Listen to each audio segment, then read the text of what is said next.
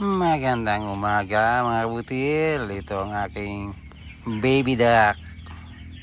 Bagong pisa. Bagong blazing na naman mga kabutil. Ayan. Meron na pong napisa, meron po pong pipisa at madami po pong pipisain.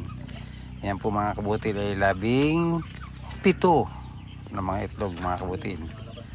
Sana mapisa lahat mga kabutil.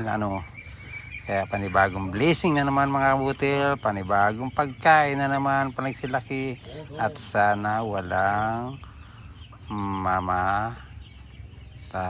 Sana lahat sila ay mabuhay mga kabutil para po dumami ang ating mga baby duckling mga kabutil.